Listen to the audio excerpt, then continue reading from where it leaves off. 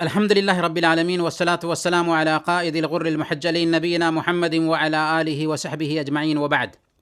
محترم بھائیو اور بہنوں، کتاب التوحید کے اس سبق میں آپ سب کا استقبال ہے، اور ابھی ہم باب نمبر 38 پڑھنے والے ہیں۔ باب نمبر 38 کا عنوان ہے اللہ تعالیٰ کی حرام کردہ چیز کو حلال کرنے اور حلال کردہ چیز کو حرام کرنے میں علماء اور عمراء کی اطاعت ان کو رب کا درجہ دینا ہے۔ یعنی جن چیزوں کو اللہ تعالیٰ نے جن چیزوں کو اللہ تعالیٰ نے حلال ٹھہرایا ہے اس کو حرام قرار دینے میں، اور جن چیزوں کو اللہ تعالیٰ نے حرام قرار دیا ہے ان کو حلال ٹھہرانے میں عالموں اور امیروں کی بات ماننا، یہ ان کو رب بنا لینا ہے۔ کیوں؟ اس لیے کہ اللہ نے کسی چیز کو حلال یا حرام ٹھہرایا ہے تو کسی عالم کو اختیار نہیں ہے، کسی امیر کو، بادشاہ کو اختیار نہیں ہے کہ اللہ کے حلال کیے ہوئے کو حرام ٹھہرائے یا اللہ کے حرام کیے ہوئے کو حلال ٹھہرائے۔ اگر کوئی ایسا کرتا ہے تو وہ طاغوت ہوگا، اور ایسے انسان کی بات ماننا گویا کہ ایسے انسان کو رب کا درجہ دینا ہے۔ اس سے پتہ یہ چلا کہ رب ماننا صرف اتنا نہیں ہے کہ اس کی پوجا کی جائے، بلکہ یہ بھی ہے کہ اللہ کے حرام کیے ہوئے کو کوئی حلال ٹھہرائے اور آپ اس کو حلال مان لے، یا اللہ کے حلال کیے ہوئے کو کوئی حرام ٹھہرائے اور آپ اس کو حرام مان لیں، تو یہ بھی دراصل اس کو رب کا درجہ دینا ہوگا۔ اس سلسلے میں حدیث کو جب ہم پڑھیں گے تو بات سمجھ میں آئے گی۔ مسند احمد کی حدیث ہے، حضرت ابن عباس رضی اللہ تعالی عنہ نے ارشاد فرمایا، یوشک ان تنزل علیکم حجارۃ من السماء اقول قال رسول اللہ صلی اللہ علیہ وسلم وتقولون قال ابو بکر و عمر۔ قریب ہے کہ تم پر آسمان سے پتھر برسیں، میں تمہیں رسول اللہ صلی اللہ علیہ وسلم کا فرمان سناتا ہوں اور تم اس کے مقابلہ میں ابو بکر اور عمر کی بات پیش کرتے ہو۔ یعنی حضرت ابن عباس رضی اللہ تعالی عنہ نے یہ بات کب کہی تھی؟ یہ بات اس وقت کہی تھی جبکہ حضرت ابن عباس رضی اللہ تعالی عنہ نے حج تمتع کو افضل کہا تھا، اور حج کی 3 قسمیں ہیں، ان میں سے ایک حج تمتع ہے جس میں ایک حاجی پہلے عمرہ کرتا ہے اور اس کے بعد حج کرتا ہے، اور یہ سب سے افضل عمل ہے۔ لیکن حضرت ابو بکر اور حضرت عمر رضی اللہ عنہما کی رائے تھی کہ حج افراد افضل ہے۔ حضرت ابن عباس رضی اللہ تعالی عنہ اللہ کے نبی صلی اللہ علیہ وسلم کے اس قول سے دلیل پکڑتے تھے۔ اللہ کے نبی صلی اللہ علیہ وسلم نے بیان فرمایا صحیح بخاری اور صحیح مسلم کی حدیث میں کہ لو استقبلت من امری ما استدبرت لم اسق الحدی، کہ اگر مجھے وہ بات معلوم ہوتی جو بعد میں معلوم ہوئی تو میں اپنے ساتھ جانور لے کر کے نہ آتا اور میں احرام سے نکل جاتا، لیکن اللہ کے نبی صلی اللہ علیہ وسلم جانور لے کر کے آئے تھے، اس لیے آپ نے حج قران کیا تھا۔ تو اس حدیث سے پتہ یہ چلتا ہے کہ اللہ کے نبی صلی اللہ علیہ وسلم نے حج تمتع کو افضل کہا، اور حضرت ابن عباس رضی اللہ تعالی عنہ حج تمتع کو افضل کہتے تھے، لیکن حضرت ابو بکر اور حضرت عمر رضی اللہ تعالی عنہما کی رائے تھی کہ حج افراد افضل ہے۔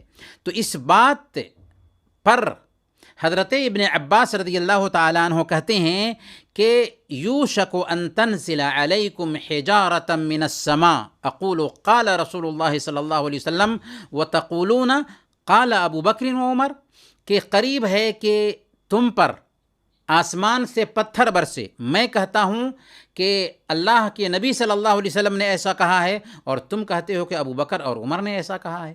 تو حج تمتع کو اگر اللہ کے نبی صلی اللہ علیہ وسلم نے افضل کہا تو ابو بکر اور عمر حج افراد کو افضل کہہ رہے ہیں، تو بات کس کی مانی جائے گی؟ ابو بکر اور عمر کی یا اللہ کے نبی صلی اللہ علیہ وسلم کی؟ اس بات پر ہو سکتا ہے کہ آسمان سے پتھر برسے. اور ظاہر سی بات ہے کہ پتھر کا عذاب اترا تھا. کن لوگوں کے اوپر اترا تھا؟ اصحاب فیل کو پتھر سے ہلاک کیا گیا. اسی طریقے سے قوم لوط کو بھی پتھر سے ہلاک کیا گیا. تو اسی بات کو لے کر کے حضرت ابن عباس رضی اللہ تعالیٰ عنہ نے کہا کہ تم اللہ کے نبی صلی اللہ علیہ وسلم کی بات کا مقابلہ ابو بکر اور عمر رضی اللہ عنہما کی بات سے کر رہے ہو. اس پر قریب ہے کہ آسمان سے پتھر برسے. حالانکہ ابو بکر اور عمر کون ہیں؟ مسند احمد کی روایت کے مطابق اللہ کے نبی صلی اللہ علیہ وسلم نے فرمایا اقتدوا بالذین من بعد ابو بکر و عمر، میرے بعد ابو بکر اور عمر کی تابعداری کرو.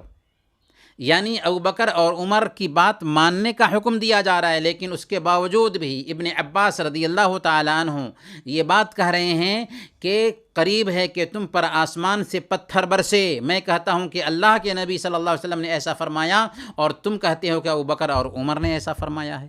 تو جب ابو بکر اور عمر کی بات سے اللہ کے نبی صلی اللہ علیہ وسلم کی بات کا مقابلہ نہیں کیا جا سکتا، تو ابو بکر اور عمر کے بعد جو ائمہ گزرے ہیں، جو علماء گزرے ہیں، ان کی بات کا مقابلہ اللہ کے نبی صلی اللہ علیہ وسلم کی بات سے کیسے ہو سکتا ہے؟ قطعاً نہیں ہو سکتا. اسی لیے امام احمد بن حنبل رحمۃ اللہ علیہ نے فرمایا عجبت لقوم عرفوا الاسناد وصحته يذهبون الى رأي سفيان والله تعالى يقول فليحذر الذين يخالفون عن امره ان تصيبهم فتنة او يصيبهم عذاب علیم. مجھے تعجب ہے ان لوگوں پر جو حدیث کی سند اور اس کے صحیح ہونے کا علم ہونے کے باوجود سفیان ثوری رحمۃ اللہ علیہ کی رائے پر عمل کرتے ہیں. یعنی اس بات پر مجھے تعجب ہے کہ حدیث پہنچنے کے باوجود، اس کی صحت کا علم ہونے کے باوجود سفیان ثوری جو ایک امام ہیں، عالم ہیں، ان کی بات پر عمل کرتے ہیں، حالانکہ ان تک حدیث پہنچی ہے اور صحیح سند کے ساتھ حدیث پہنچی ہے. ایسے لوگوں پر مجھے تعجب ہے، کیونکہ اللہ تعالیٰ فرماتا ہے فَلْيَحْذَرِ الَّذِينَ يُخَالِفُونَ عَنْ أَمْرِهِ أَن تُصِيبَهُمْ فِتْنَةٌ أَوْ يُصِيبَهُمْ عَذَابٌ أَلِيمٌ. اللہ کے رسول صلی اللہ علیہ وسلم کے حکم کی مخالفت کرنے والوں کو ڈرنا چاہیے کہ ان پر کوئی فتنہ یا سخت عذاب نہ آ پہنچے. پھر امام احمد بن حنبل فرماتے ہیں اتدری مل فتنہ، کیا تم جانتے ہو فتنہ کیا ہے؟ اس سے مراد شرک ہے. فتنہ سے مراد شرک ہے کہ جو انسان رسول اللہ صلی اللہ علیہ وسلم کی کسی بات کو چھوڑ دے تو اس کے دل میں کجی آ جائے اور وہ ہلاک ہو جائے. وہ کیسے؟ اگر کوئی آدمی اللہ کے نبی صلی اللہ علیہ وسلم کی بات اس تک پہنچتی ہے اور کسی عالم کی بات کو اختیار کرتا ہے تو اس کے دل میں کجی آئے گی، گویا کہ اس نے اللہ کے نبی صلی اللہ علیہ وسلم کی بات کا مقابلہ کسی عالم کی بات سے کیا اور عالم کی بات کو اپنا لیا، تو گویا کہ اس کے دل میں کجی آ گئی اور یہ کجی دراصل اس کی ہلاکت کا سبب بنے گی اور یہی شرک ہے. فتنہ دراصل شرک ہے.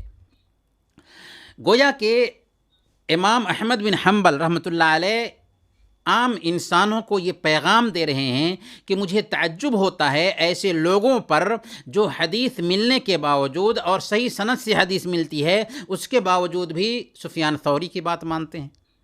اس طرح کی بات قرآن کریم میں مختلف جگہوں پر بتائی گئی ہے. اللہ تعالیٰ سورہ النساء آیت نمبر 65 میں فرماتا ہے فَلَا وَرَبِّكَ لَا يُؤْمِنُونَ حَتَّى يُحَكِّمُوكَ فِي مَا شَجَرَ بَيْنَهُمْ ثُمَّ لَا يَجِدُوا فِي أَنفُسِهِمْ حَرَجًا مِّمَّا قَضَيْتَ وَيُسَلِّمُوا تَسْلِيمًا. تیرے رب کی قسم، وہ اس وقت تک مومن نہیں ہو سکتے جب تک کہ اپنے آپس کے معاملات میں آپ کو فیصل نہ بنا لیں، اور آپ جو فیصلہ کر دیں اس کو دل سے قبول نہ کر لیں۔ اگر اپنے معاملات میں آپ کو فیصل نہیں بناتے ہیں تو مومن نہیں ہو سکتے۔ اسی طرح سے اللہ تعالیٰ فرماتا ہے سورہ احزاب آیت نمبر 36، وَمَا كَانَ لِمُؤْمِنٍ وَلَا مُؤْمِنَةٍ إِذَا قَضَى اللَّهُ وَرَسُولُهُ أَمْرًا أَن يَكُونَ لَهُمُ الْخِيَرَةُ مِنْ أَمْرِهِمْ، کہ جب اللہ اور اس کے رسول کا کوئی فیصلہ ہو جائے تو ایک ایمان والے مومن مرد اور عورت کو اپنے معاملے میں اختیار نہیں رہتا۔ بس اللہ اور اس کے رسول کا حکم آ گیا تو ہمیں سر ٹیک دینا چاہیے، یہ نہیں دیکھنا ہے کہ فلاں نے کیا کہا، فلاں نے کیا کہا، بس اللہ اور اس کے رسول کا حکم سر آنکھوں پر۔ تو اللہ کے نبی صلی اللہ علیہ وسلم کی بات کا مقابلہ کسی بھی امام کی بات سے نہیں کیا جا سکتا۔ یہی بات امام احمد بن حنبل کہہ رہے ہیں، اور یہ بات صرف امام احمد بن حنبل نے نہیں کہی ہے بلکہ چاروں ائمہ نے یہی بات کہی ہے۔ یہ جو ائمہ کا تصور پایا جاتا ہے، یہ ائمہ کیا ہیں؟ اصل میں یہ علماء تھے، دین کے عالم تھے، اور بہت سارے ائمہ تھے، لیکن ان چار ائمہ کے علم کی خدمت کی گئی، اسی لیے آج ہم چار مسلک دیکھتے ہیں۔ لیکن ان چاروں ائمہ نے یہی بات کہی کہ دیکھو، اگر حدیث مل جائے تو میری بات کو دیوار پہ مار دینا، حدیث کو اپنا لینا۔ چنانچہ ابھی آپ نے امام احمد بن حنبل کی بات سنی، امام شافعی رحمۃ اللہ علیہ یہی کہتے ہیں کہ علماء کا اتفاق ہے کہ جب کسی شخص کے سامنے اللہ کے نبی صلی اللہ علیہ وسلم کا کوئی طریقہ اور آپ کا کوئی ارشاد واضح ہو جائے تو اسے چاہیے کہ کسی کے قول کی بنیاد پر اللہ کے نبی صلی اللہ علیہ وسلم کے فرمان کو نہ چھوڑے۔ یہ بالکل واضح ہے کہ اگر اللہ کے نبی صلی اللہ علیہ وسلم کا قول یا آپ کا فرمان ہمارے سامنے میں آ جاتا ہے تو ہمارے لیے جائز نہیں ہے کہ کسی امام کی قول کی بنیاد پر اللہ کے نبی صلی اللہ علیہ وسلم کے قول کو ہم چھوڑ دیں۔ اسی طریقے سے امام مالک رحمۃ اللہ علیہ فرماتے ہیں کل یؤخذ من قولہ ویرد الا صاحب ھذا القبر، یعنی ہم میں سے ہر ایک کی بات قبول کی جا سکتی ہے اور اسے رد بھی کیا جا سکتا ہے مگر اس صاحب قبر کی، اور اشارہ کیا اللہ کے نبی صلی اللہ علیہ وسلم کی قبر کی طرف، کیونکہ آپ مسجد نبوی میں درس دے رہے تھے، اور اشارہ کرتے ہوئے کہتے ہیں کہ اس قبر والے کے علاوہ کوئی بھی انسان ہو اس کی بات کو قبول بھی کیا جا سکتا ہے اور رد بھی کیا جا سکتا ہے، لیکن اس صاحب قبر کی بات یعنی محمد صلی اللہ علیہ وسلم کی بات رد نہیں کی جا سکتی۔ اور امام احمد بن حنبل اور امام شافعی اور امام مالک کے جیسے امام ابو حنیفہ رحمۃ اللہ علیہ یہی بات کہتے ہیں۔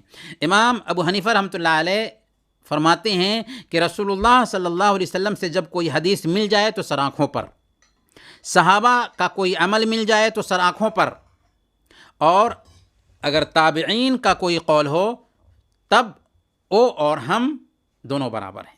تو کہنے کا مطلب یہ ہے کہ سارے ائمہ نے یہی بات کہی کہ اللہ کے نبی صلی اللہ علیہ وسلم کے قول کا مقابلہ، اللہ کے نبی صلی اللہ علیہ وسلم کے فرمان کا مقابلہ کسی بھی انسان کے قول اور کسی بھی انسان کے فرمان سے نہیں ہو سکتا۔ اگر کوئی ایسا کرتا ہے تو وہ ہلاکت کے راستے پر جا رہا ہے۔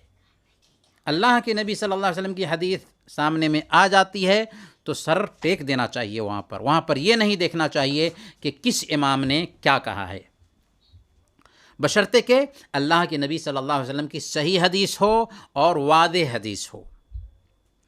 آگے کی ایک حدیث پڑھتے ہیں، یہ مسند احمد کی ہے۔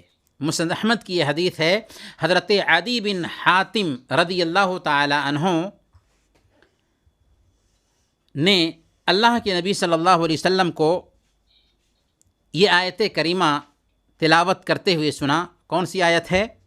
اتخذوا احبارهم ورهبانهم اربابا من دون الله والمسيح ابن مريم وما امروا الا ليعبدوا الها واحدا لا الہ الا هو سبحانه عما يشركون۔ اس آیت کریمہ کو تلاوت کرتے ہوئے سنا عدی بن حاتم رضی اللہ تعالیٰ عنہ نے۔ عدی بن حاتم رضی اللہ تعالیٰ عنہ کرسچن تھے، عیسائی تھے، اور انہوں نے اسلام قبول کیا تھا۔ تو اللہ کے نبی صلی اللہ علیہ وسلم نے عدی بن حاتم رضی اللہ تعالیٰ عنہ کے سامنے میں یہ آیت کریمہ پڑھی۔